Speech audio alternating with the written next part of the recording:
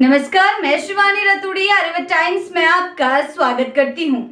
बिहार चुनाव से पहले विपक्षी महागठबंधन में सीटों को लेकर खींचतान अब पूरी तरह सतह पर आ चुकी है। तालमेल और रणनीति के दावों के बीच सियासी गहमा गहमी जो है मची हुई है और आपको बता दें एक सीट पर सियासी टकराव ने गठबंधन की एकजुटता पर सवाल खड़े कर दिए हैं। चुनावी जंग के ऐलान के साथ ही सभी घटक दलों ने अपने अपने उम्मीदवारों की सूची जारी कर दी है, लेकिन कई सीटों पर सहयोगी दल एक दूसरे के सामने आमने सामने खड़े हो गए हैं। राजद ने सबसे अधिक 143 सीटों पर अपने उम्मीदवार उतारे हैं, जबकि कांग्रेस ने 62 सीटों पर चुनाव लड़ने का ऐलान किया है।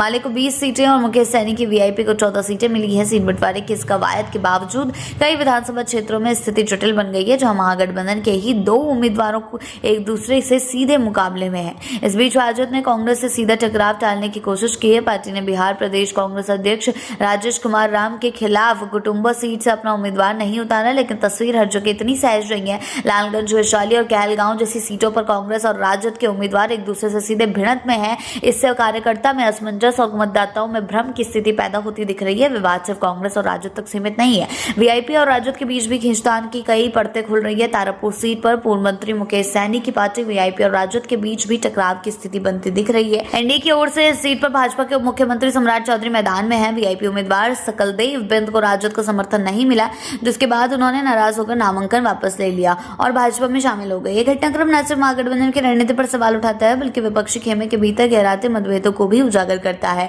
विश्लेषकों की माने तो सीट बंटवारे की इस खींचतान से महागठबंधन की एकजुटता कमजोर पड़ सकती है। चुनावी मैदान में जहां विपक्ष को एनडीए के खिलाफ एक मजबूत चुनावी चुनौती पेश करनी थी, वहीं अब अंदरूनी कलह ही उसकी सबसे बड़ी चुनौती बनती जा रही है। कई सीटों पर सहयोगी दलों के उम्मीदवार आमने सामने आने से एनडीए के लिए आसान हो सकती है।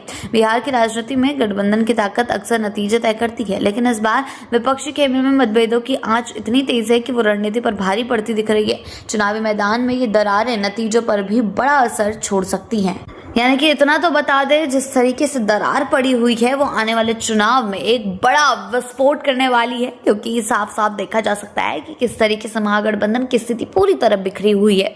आगे चलकर क्या कुछ देखने को मिलता है ये देखने वाली बात होगी, क्योंकि महागठबंधन जो है उसको एकजुट होकर एक विपक्ष की तरह, एक विकल्प की तरह जनता के सामने आना चाहिए था, अपने एजेंडे रखने चाहिए थे, लेकिन नहीं, अभी तक ऐसा कुछ नहीं हो रहा है। सभी चीजें बिखरी हुई दिखाई दे रही है। तेजस्वी अपनी अलग चाल चल रहे हैं, मुकेश सैनी अपनी अलग चाल चल रहे हैं, राहुल गांधी अपनी अलग चाल चल रहे हैं, यानी कि कांग्रेस, आरजेडी और सभी सहयोगी दलों में आपस में भिड़ंत चल रही है। और आपस में भिड़ंत छोड़िए, अपनी पार्टी के अंदर इनकी भिड़ंत चल रही है, जो कि चुनाव के लिए बड़ा झटका महागठबंधन के लिए होगा, क्योंकि ये महागठबंधन नहीं रह गया, ये महाडीले गठबंधन हो गया है, जो अब तक जनता के सामने खुद को साबित करने के लिए कुछ भी पेश नहीं कर रहा है।